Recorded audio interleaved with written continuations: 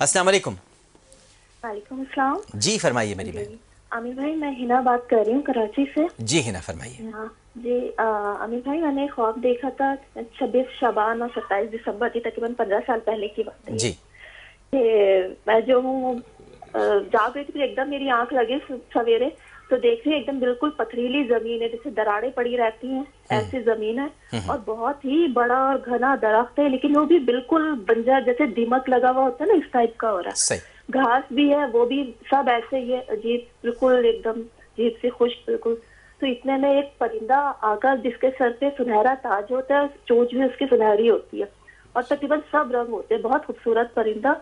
वो आके उस दरख्त की एक शाख पे बैठता है और उसकी चोंच मारता है, तो लम्हे में जो है पूरा सब हरा भरा हो जाता है, एकदम सब घास भी, जमीन भी, सब दरख्त पूरा हरा भरा। और जो है उसपे अंगूर की तरह, लेकिन अंगूर तो ऐसे लटके हुए जैसे फल वो होता है, वो उस तरह सीधे उस पे रेड कलर का कोई फल लगा हुआ होता है। सही। तो वो फेंकता है मेरी तरफ एक तोड़ के, तो मुझे अपने सीधे हाथ की तरफ से आवाज आती है कि खा लो।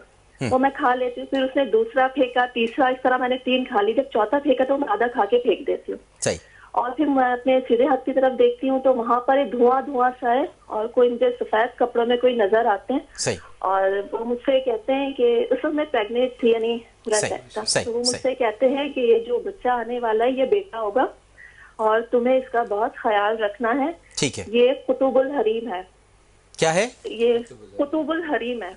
कुतुबुल हरीम, अच्छा ठीक है। जी हाँ, ये लफ्ज उन्होंने कहा कुतुबुल हरीम है। सही। तो मैं उनसे कहती हूँ कि अल्लाह ताला दे रहा है तो अल्लाह ताला हिफाजत करेगा, मैं कौन होती हूँ। बिल्कुल। तो कह रहे नहीं, तुम्हें इसकी बहुत हिफाजत करनी है। अच्छा मुझे जरा मुख्तसरन बताइएगा मेरी बहन, इसलिए कि मुझे बताया जा रहा है बहुत सारे कॉलर्स लाइन पर हैं, अगर आप मुख्तसरन अपना ख्वाब बताएं। जी आमिर भाई, मुख्तसर से यही। तो फिर मैं उनसे अपने कुछ मेरे प्रॉब्लम होते हैं, मैं अपने हस्बैंड के बारे में पूछती हूँ, तो वैसे हाथ तो यूँ करके जैसे दोनों हाथ खोल के कहते हैं दर खुल गया है, आमद होना बाकी है। और फिर वो यही बात दोहराते हैं कि इस बच्चे का बहुत तुम्हें ख्याल रखना है, कुतुबुल हरीम है। ठीक है, सही सही। असल में मुझे बीच में बात करने की ऐसी आदत है कि मैं ख्वाब के दरमियान भी कहना चाह रहा था कि शजर जो है वो तो ख़ानदान से की इबारत होती है। अच्छा ठीक। और इंशाअल्लाह ताला आपका बिखरा हुआ ख़ानदान फिर से सिमट जाएगा, ख़ज़ां बहार में बदल जाएगी।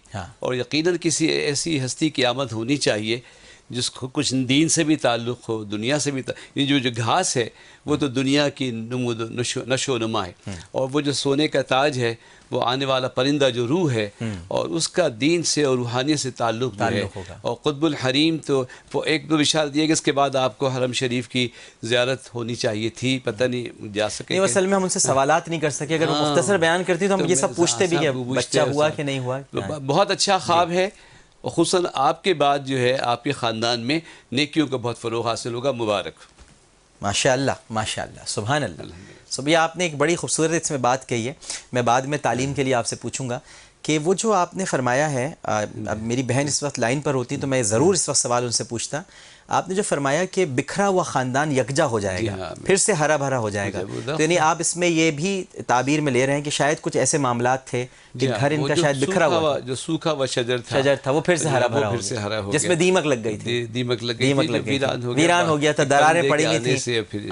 अच्छा, ये जो इन्होंने 3 दफ़ा खा के चौथी दफ़ा नहीं खाया, फेंक दिया, इसकी औलाद की तादाद से मुराद भी हो सकती है। अच्छा, कि इतनी औलाद होगी और फिर ज़ाया हो जाने का भी अंदेशा है, या न होना, उम्मीद हो के न होना, ये अंदेशा है। अच्छा, लेकिन बहुत अच्छा ख्वाब है। माशाअल्लाह माशाअल्लाह।